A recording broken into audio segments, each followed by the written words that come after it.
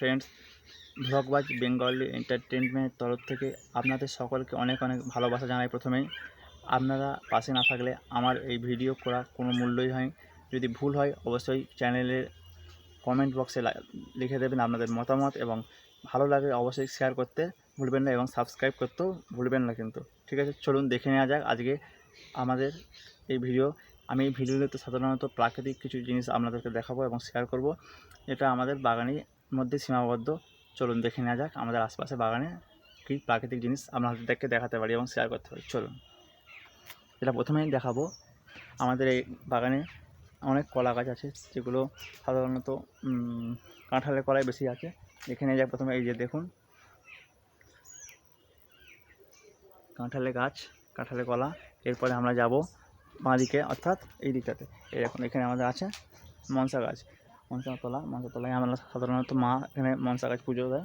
মনসা গাছ দেখুন, এইখানে একটা ছোট্ট টগর গাছ, একটা ছোটো গাছ বসানো আছে, যেটা ফেলে দেয় প্লাস্টিকের মধ্যে মা তৈরি করেছে। দেখতে পাচ্ছেন হয়তো আপনারা, এই টগর গাছটা ছোট্ট একটা প্লাস্টিক জার, সেই প্লাস্টিক জারের মধ্যে এটা বড় হয়েছে।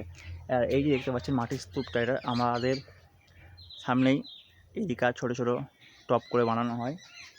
সেইগুলোর জন্য এগুলো সঞ্চয় করে রাখা আছে, কিন্তু এবছর যে কোনো কারণবশত এটা কাজে লাগেনি, সেই জন্য পড়ে আছে এবং শুধু পড়ে থাকবে কেন, সেই জন্য ছোটো ছোটো বীজ এতে রোপণ করে দেওয়া হয়েছে, যেগুলো থেকে পুঁই শাক, এদিকে গাঁদা গাছ, এদিকে তোমার ঢেঁড়স গাছ এবং লঙ্কা গাছ, বিভিন্ন রকমের গাছ হয়েছে।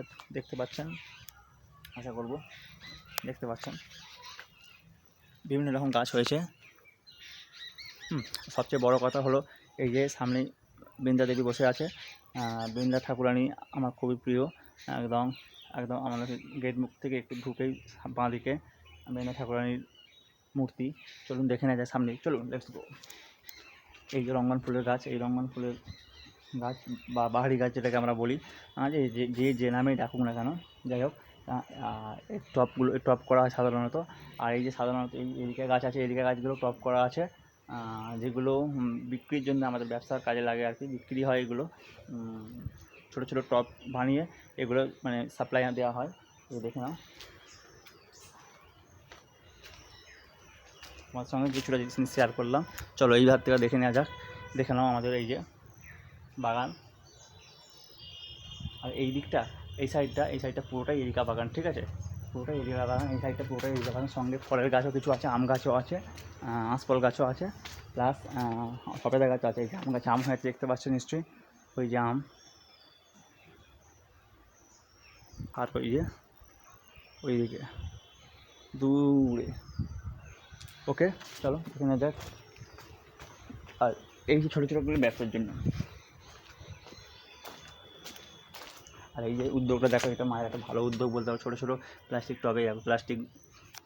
টবে কিন্তু বিভিন্ন রকম গাছ বসিয়েছে, দেখতে পাচ্ছ। লঙ্কা গাছ, উচ্ছে গাছ, বেগুন গাছটা খুব সুন্দর বেগুন হয়েছে, দেখতে পাচ্ছ তোমরা।